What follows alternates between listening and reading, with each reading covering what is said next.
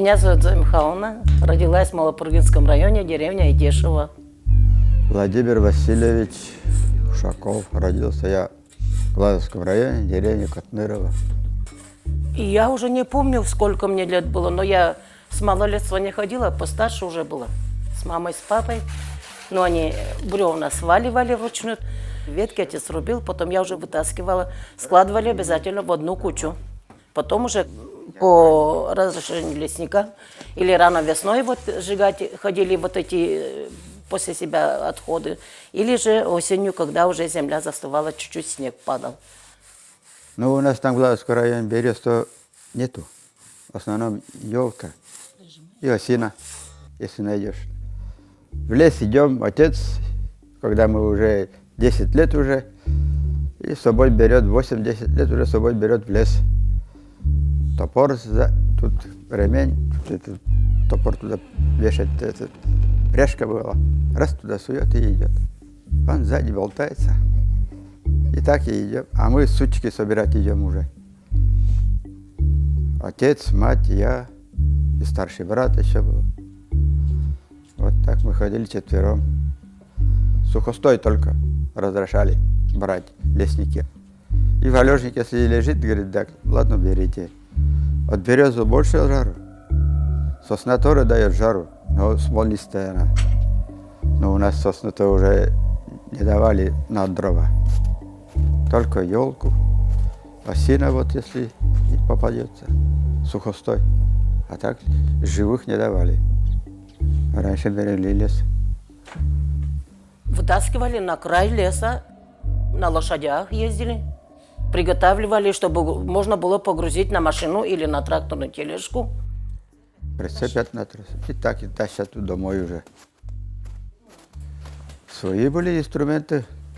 Поперечную пилу-то на базар съездят, проверяют пилу по звуку. Если так стукнет, не слышно звука, тук, только пик. А если так стукнул, это долго звенит. Это вот хорошая пила.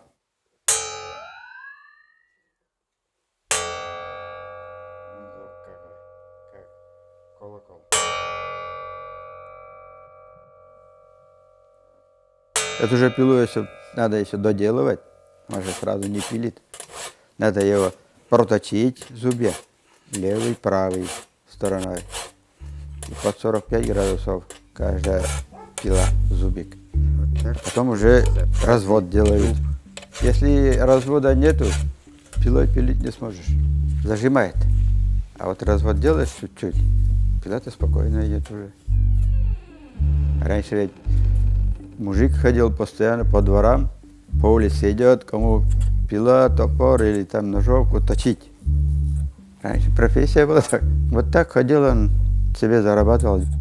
Кто кормит, кто хлеб дает, что-то. До 60 годов то еще не было ведь денег. Без денег жили. Просто трудодни и колхоза.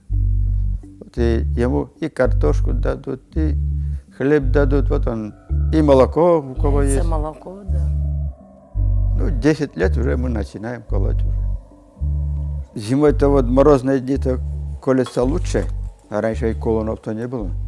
Березовый клин делаешь, топором немножко расщелину делаешь. Елка ведь очень трудно колется, чем береза, осина. Береза, осина, они быстро колются. У елки большинство сучки так. Не знаешь, куда топором-то взяться. Там мы не спрашивали у отца. Давали, не давали, мы сами. Аж сюда выходил топор и сюда попадал. Че, шрамы есть на ногах? А прямо сучок не расколется. Те, когда ржаветь пили. Все работали. Мы же в школу, когда ходить начали, уже все, считай, что мы уже в выходные целый день пилим. А отец, если дома, так он сразу может колоть. Так выходных-то не было в колхозах. Без выходных работали. О, мы с братом, когда пилили один раз, что-то пилили, зажало. Бревно-то толстое было. Вот потом начал вытаскивать, а бревно-то упало со станка. Он начал еще взять, пила у нас напополам. Вот и потом нам чуть попало за это. Вот раньше ведь берегли. А где искать-то опять пилу? Надо за классов ехать, надо за пилой. Летом никто дровами не занимался. Все зимой. Приготовлено, чтобы хватило до следующей зимы.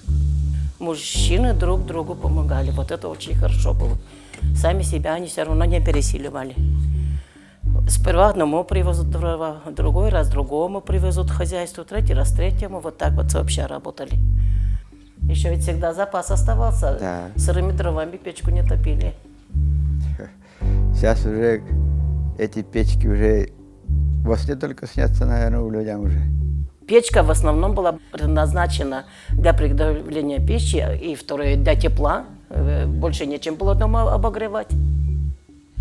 Из детства что осталось вот от печки? Горячий хлеб и парное молоко от коровы. Вот это у меня до сегодняшних дней в памяти.